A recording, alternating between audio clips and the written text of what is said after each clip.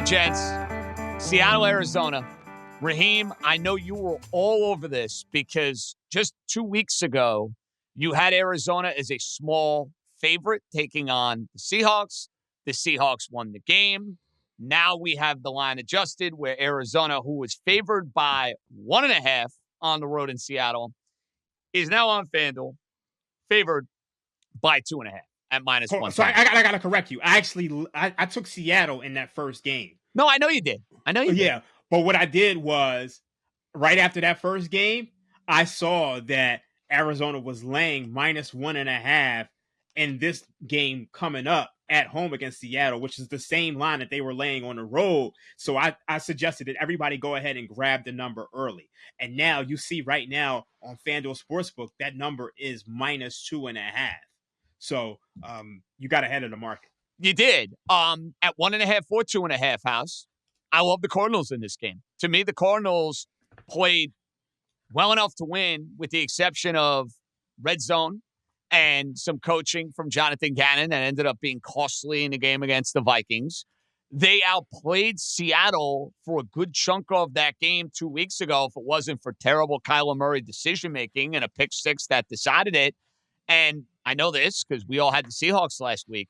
Seattle was incredibly fortunate to beat the Jets. I mean, they did everything in their power to hand the Jets, who stink and are checked out on the year, a chance to go and win the game. I don't see Seattle sweeping them house. I'm all over Arizona in this game.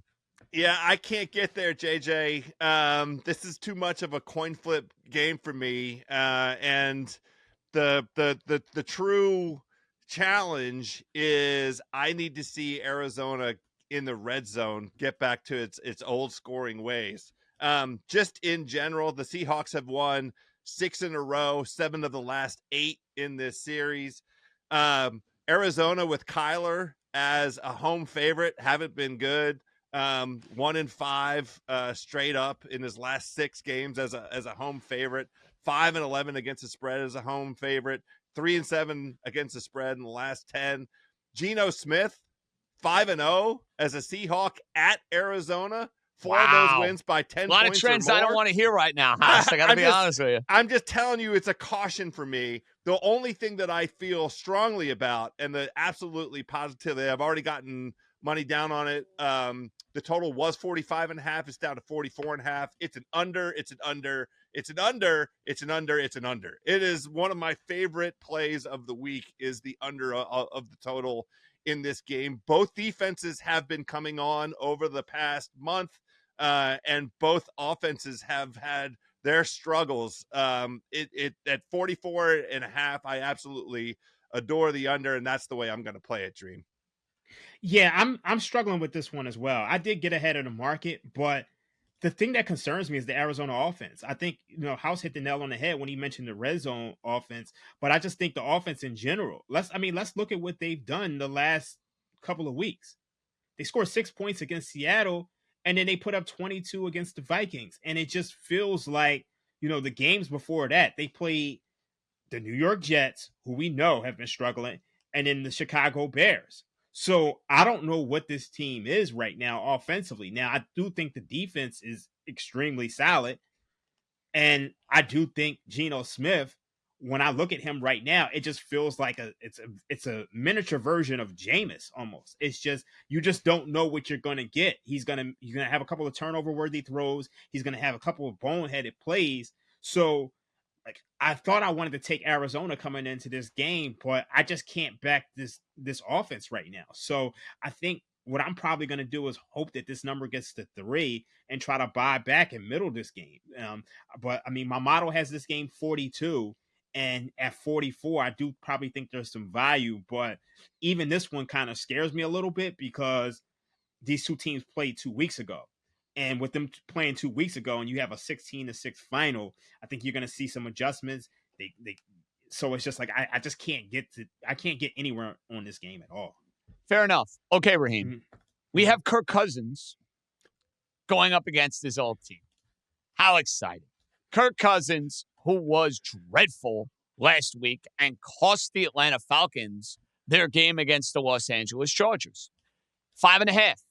Minnesota has not exactly been blowing out teams. Now, I know Cousins has looked awful for basically every single game, except, of course, when he's playing the Tampa Bay Buccaneers. Other than that, it's been a rough season for Cousins coming off the Achilles. I have a hard time saying with certainty, yeah, I'm going to be on Atlanta. But I just think this line has gotten a little out of whack. I think Atlanta is actually undervalued in this game. And if I had to make a play on it, I would take the Falcons plus the points. Is that insane? Whew. I do think it's insane. Fair enough. I said, I knew it going in. That's why I said I knew it going in. I think it's very insane when you look at Kirk Cousins and the manner in which he's played. And he's played poorly to the point where it's literally him losing these games. Like, they should have won that game against the Chargers if he just doesn't throw interceptions. And it doesn't feel like he's healthy at all. And now you got to go up against a Brian Flores blitz. And this is probably one of the toughest defenses he's going to face all year. And when you look at some of the other tough defenses he's played, the Steelers, the Seahawks, the Broncos, the Chargers, he didn't cover any of those games.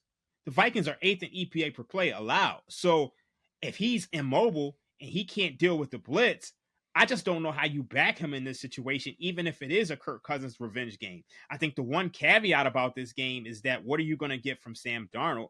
But this Falcons defense isn't good at all. So I think you almost got to lay it with Minnesota or pass.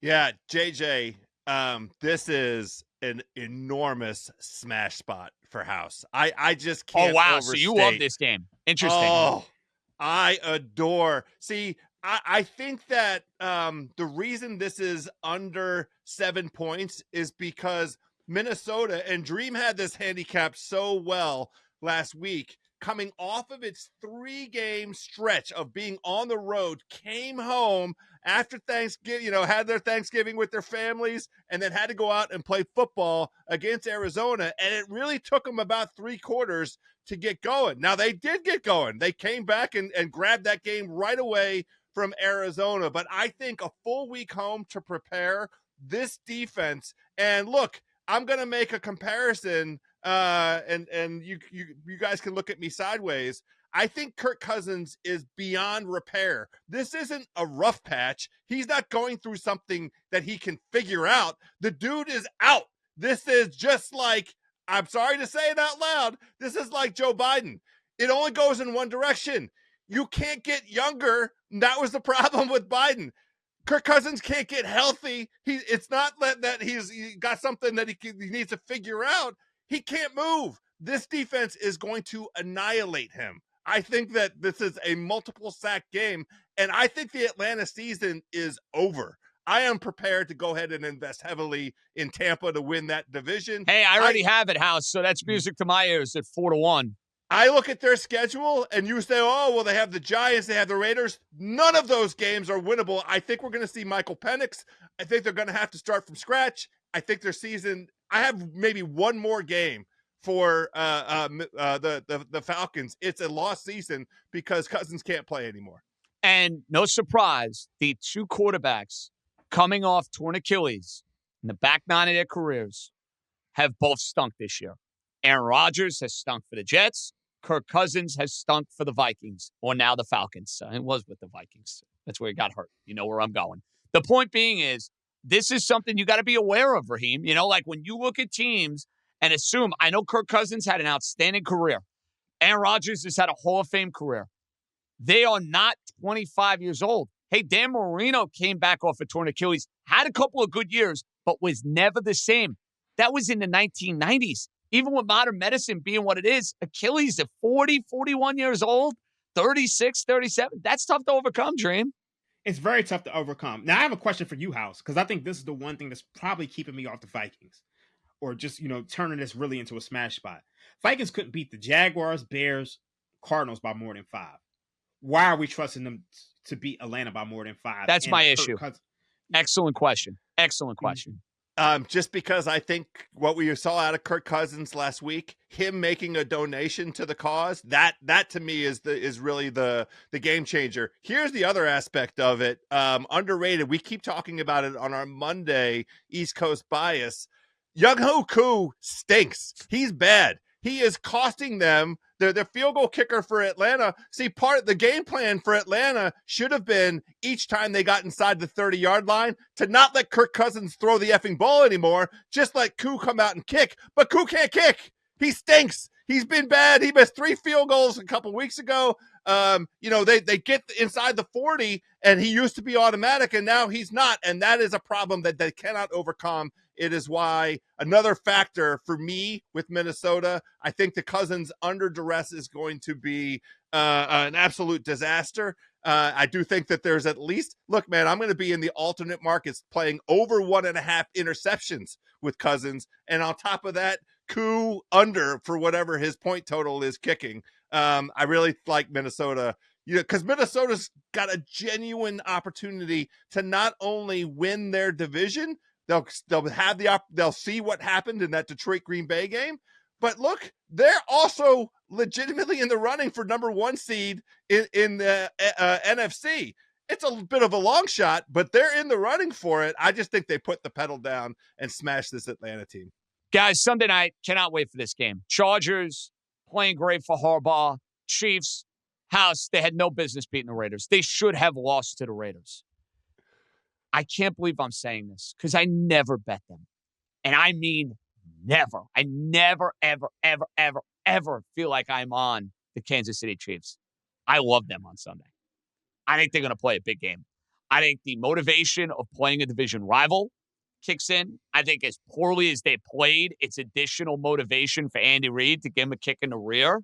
You give me extra rest. You give me Mahomes as a small-ish favorite. And I didn't love what I saw from the Chargers on Sunday against the Falcons.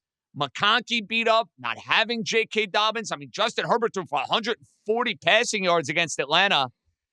I'm all over the Chiefs here, House. This is one of my favorite plays of the week. It might be my wise wager. Give me Kansas City laying the 4. Yeah, I have no problem at all with that handicap. I do think that, division game for the Chiefs, they are not messing around one bit with this. They have a new left tackle that they're putting in that I think is going to be, helpful in terms of giving our boy some extra time back there to pass. All of his weapons are finally rounding into form. I do think we're going to see some Isaiah Pacheco, but really it's another horrible travel spot for the Chargers. It was already a horrible travel spot going to Atlanta, and the only reason they won that game was because Atlanta served it up on a Kirk Cousins platter. This is brutal. And, McConkey, if he isn't 110% full go, they have no weapons whatsoever. We just watched it. Herbert and McConkey are the entire offense. If that defense can't score for the Chargers, I don't know how they get to 17 points. I'll probably be looking at their team total under as one of the ways to play this game, but I'm also totally fine with laying the points, JJ. Yeah, I think House hit the nail on the head once again. I mean, they brought in DJ Humphrey at left tackle, and that should be huge. But when I look at the Chargers last week, they gave up 5 sacks to the Atlanta Falcons, who haven't had a pass rush all year.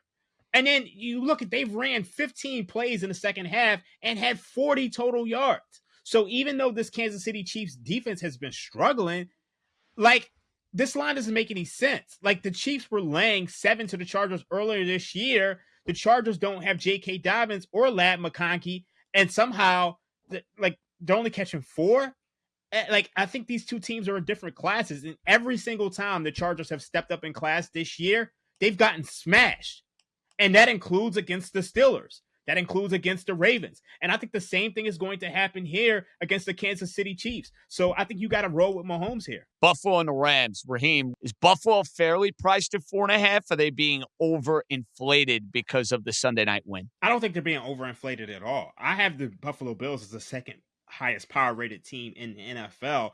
And I look at the Rams as a team they're fraudulent.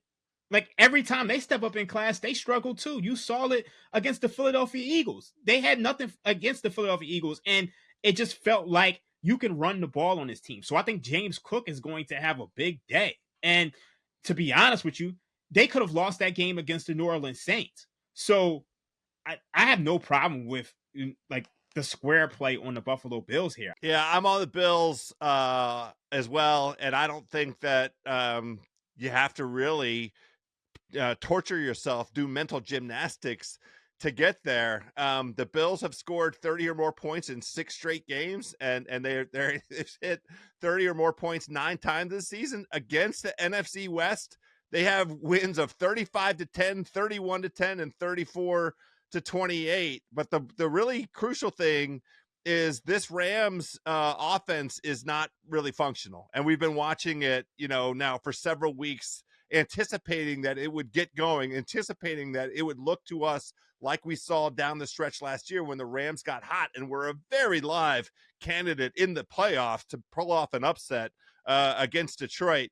But there is a phenomenon, especially with Buffalo. You also see this with Baltimore.